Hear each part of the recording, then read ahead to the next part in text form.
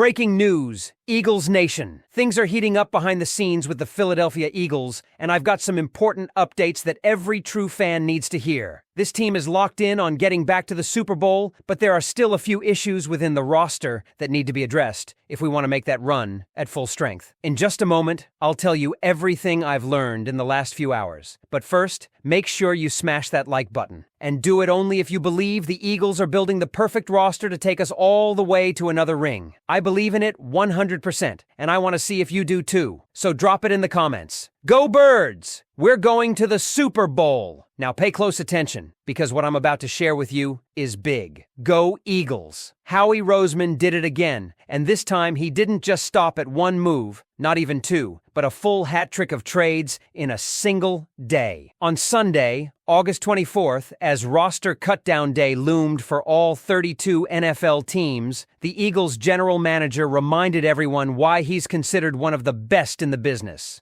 Depth matters in this league, and Roseman is relentless in making sure Philadelphia is never caught off guard. 3 trades in one day heading into Tuesday's deadline. It's exactly the kind of aggressiveness that keeps the Eagles at the top of the NFL conversation. The first trade brought in quarterback Sam Howell along with a 2026 sixth-round pick from the Minnesota Vikings. Philadelphia sent back a 2026 fifth-round pick and a 2027 seventh-round pick. On the surface, it might look like a minor move, but this one carries real significance. Just days ago, Tanner McKee, who was locked in as Jalen Hurts' backup, suffered a broken finger on his throwing hand in the preseason finale. He had his arm tucked into his hoodie on the sideline, protecting that injury, and his status for Week 1 against the Cowboys is now in doubt. Without McKee, the Eagles were staring at a scenario where Kyle McCord, who is still raw and not ready for NFL action, would have been QB2 behind Hurts. That's a nightmare waiting to happen, and Roseman knew it. Howell might not be a star, but he's experienced. He started all 17 games for Washington not long ago, and compared to the idea of throwing McCord to the Wolves in Week 1 against Dallas, this is a massive upgrade. If McKee is ready by September 4th, Howell slots in as QB3. If McKee isn't ready, Howell steps into QB2, and suddenly the Eagles' quarterback depth looks much more stable. History shows us Philadelphia never skimps on investing in backup quarterbacks.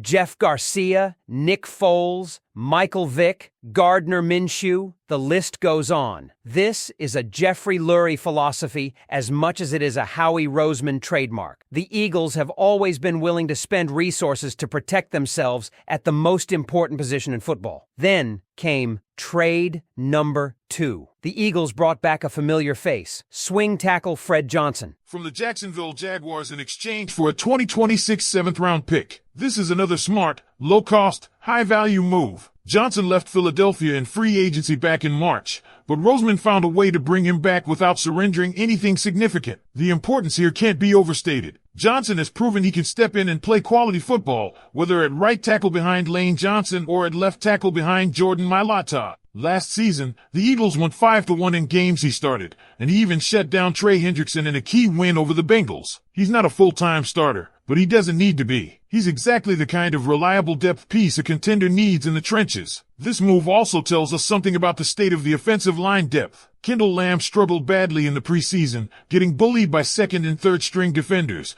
and it's now hard to see him making the roster. Matt Pryor likely stays, thanks to his versatility to play both guard and tackle, but Fred Johnson is clearly the trusted swing tackle for Jeff Stoutland's group going forward. Once again, Roseman identified a need, wasted no time, and filled it with a proven player who knows the system. And then came the third move of the day, closing out the trifecta. The Eagles traded offensive tackle Darian Kinnard to the Green Bay Packers in exchange for a 2027 sixth-round pick. Kinnard had been given the opportunity to win the backup swing tackle job, but he simply couldn't seize it. Instead of holding on to him and hoping for something to change, Roseman flipped him for future draft capital. It's not a massive haul, but it's a smart use of resources. And the irony of Kinnard's career so far is remarkable. 3 years in the league, 3 Super Bowls already, 2 with Kansas City and 1 with Philadelphia. Now he heads to Green Bay looking for his 4th straight ring. So in a single day, Philadelphia upgraded the quarterback room with Howell, shored up the offensive line by bringing back Fred Johnson,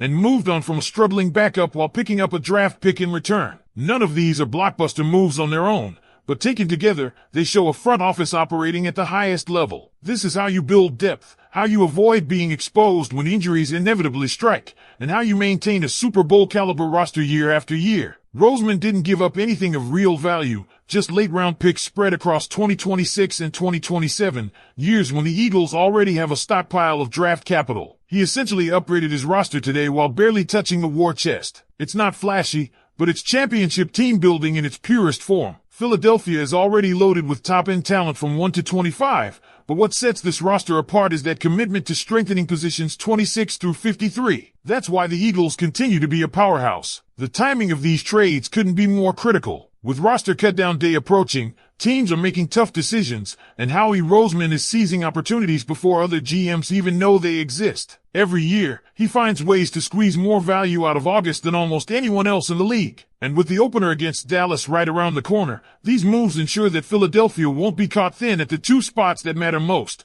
quarterback and offensive line. And now, as fans, the question becomes, what do you think of Howie Roseman's Sunday hat-trick of trades? Were these the exact moves the Eagles needed to secure depth before the season opener? Or do you believe there's still more work to be done? Because here's the thing, this wasn't just about plugging holes for the short term. Howie Roseman's Sunday trifecta was about building a roster that can survive the grind of a 17-game season and then the postseason. The Eagles aren't thinking small, they're thinking about Super Bowl windows. Let's break down why each of these moves makes so much sense in that larger picture. Take the Sam Howell trade. Some will call it insurance, but it's much more than that. It's forward-thinking roster construction. You look back at the Eagles' history, and the importance of quarterback depth is carved into this franchise's DNA. Without Nick Foles, there's no Lombardi Trophy in Philadelphia. Without Jeff Garcia, the 2016 doesn't make that late push into the playoffs. This is a team that has thrived because it understood the value of being prepared when the unthinkable happens. That's why this front office simply could not accept the risk of rolling into week 1 with Kyle McCord as QB2. He's a developmental prospect, not someone ready to step onto a primetime stage against Dallas. Howell may not be a future franchise quarterback,